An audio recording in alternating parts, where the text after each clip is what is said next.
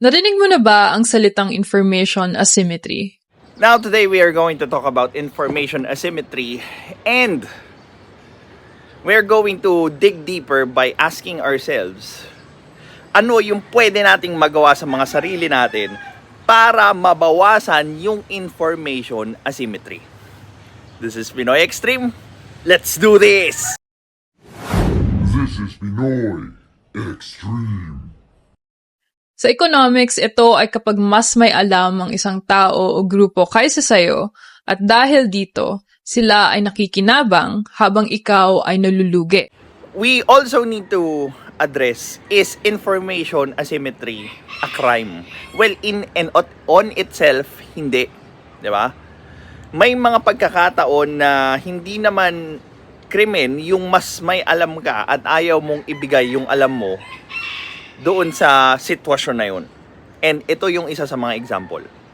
Yung patented na gawa mo, yun, pwede mong hindi i-share. Yung trade secret mo, di ba? Yung recipe ng pagkain mo, di ba? Yung kung ano mang sikreto ng business mo. Now, meron din naman na example ng information asymmetry na damaging. And ito, bibigay ni Nika yung ibang example. Halimbawa, kapag ang katrabaho mo ay mas may alam sa impormasyon kaysa sayo at hindi niya sinasabi sayo para magkamali ka, ito ay information asymmetry. O sa pagbebenta naman, maaring itago na nagbebenta sa iyo ang detalye ng produkto o mga depekto nito para makakita sila. Now, bawal yun, di ba? Ang alam ko, pinaparusahan niya ng DTI or Trade in Industry kasi nga bawal yung ginagawa nila. Pag magbebenta ka, of course, kailangan naka-disclose lahat. And if you claim that it's brand new, so it's supposed to be walang sira and as is, declared as brand new. Ito ay information asymmetry. Sa economics, nagre-resulta ang information asymmetry sa maraming bagay. Mga halimbawa nito ay adverse selection, moral hazard, at kalaunan ay isang market failure. Pero ang information asymmetry ay hindi lang tungkol sa merkado, kundi ito rin ay tungkol sa kapangyarihan o power. Lalo na pagdating sa politika, kapag ang mga mamamayan ay kulang ang impormasyon na binibigay sa kanila o pagkaalam nila tungkol sa mga batas, polisiya o kalakaran ng ekonomiya na tinitirhan nilang bansa, sila ay nalulugi. Now, let's go to the lack of information. Sa panahon ngayon, very bihira kang makakita ng taong wala pang smartphone. And yung smartphone na yan can contain the tools para mabawasan yung information asymmetry. Ano na lang ang kailangan? Yung choice ng tao na mag-research doon sa mga bagay na gusto niyang malaman. Paano kung wala siyang gustong malaman? 'Di ba? Paano kung kontento na lang siya sa buhay niya? 'Di ba? And dito na pumapasok yung mga grupo na may ulterior motive na sila yung magdidikta nung mga bagay na gagawin nila. Like for example, boto. 'Di ba? Mga grupo na sinasalihan nila. 'Di ba? Yung mga bagay na pinaglalaban nila. Like for example, presyo ibaba, sahod itaas. They didn't know what the effect of that would be. So, yung information asymmetry na yan, it's being used by everyone to their advantage. Ibig sabihin nito ay hindi nila alam kung saan napupunta ang buwis nila. Hindi rin nila alam na may mga batas o polisiya na pala na nangyayari na nagpapahirap pa sa kanila. Well, those information can easily be checked online. Yung mga pumapasang batas, hindi naman private reading yan Pinapublicize nila yan. Ngayon, kung public naman pala yung document na yan, ano na lang ang pipigil sa'yo para basahin yan at your fingertips? Ito po yung problema sa ugali ng mga Pilipino. They like to dabble in politics, in economics, at kung ano-ano pang deeper shit.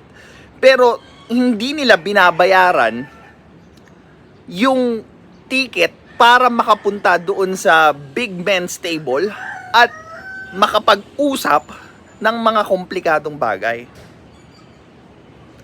They always go at war with other people with the surface level information na meron sila. And doon ka magtataka din. 'Di ba? Why are you going to do that? Ano, you want to feel good? You want to be right? Doon sa kausap mo without even arming yourself with the proper knowledge ng mga bagay na pinagtatalunan nyo or pinag-uusapan nyo. Anong ending nun? Ayan, ad hominem. 'Di ba? Walang pararakang murahan, mudslinging. Yan, ganyan makipag-argumento ang Pilipino. At hindi nila alam na ito ang rason kaya ang kapangyarihan ay nasa iilan lamang. Ito ay tinatawag na monopolies of knowledge. Kapag ang ruling class ay nananatiling ruling class, dahil sila ay nagko-control ng impormasyon na umaabot sa'yo. Well, that control is not absolute. Again, pwede nating wakasan or bawasan yung information asymmetry by mere reading contents, books, and the technologies that we have para tulungan tayong mapababa yung kamangmangan natin. Ang problema nga kasi sa Pilipino, mangmang na tayo pa yung mayabang. Tayo pa yung mapagmataas. Tayo pa yung may lakas ng loob sabihin bobo, tanga yung ibang tao. Pero ang totoo niyan, tayo mismo. Yung hindi natin alam yung pinagsasabi natin. Nasobrahan na tayo sa confidence. Well, I can really say it's a Dunning-Kruger effect, but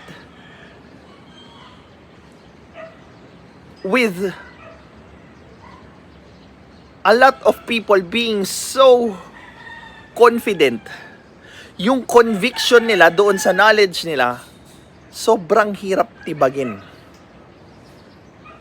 Tapos, since mangmang nga yung mga tao, napakadali nilang gamitin.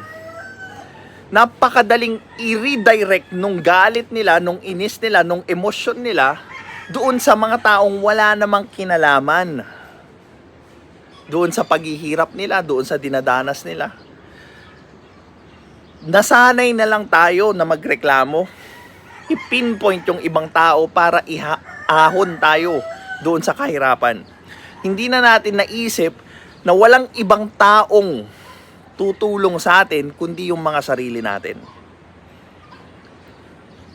And sobrang hirap nun, pero hindi ibig sabihin nun na hindi na natin siya dapat gawin. Marami lang talagang Pilipino na ayaw dumaan dun sa paghihirap kasi nga entitled sila na gumawa yung ibang tao ng mga magagandang bagay para lang mabuhay sila. This is Pinoy Extreme. Have a good day.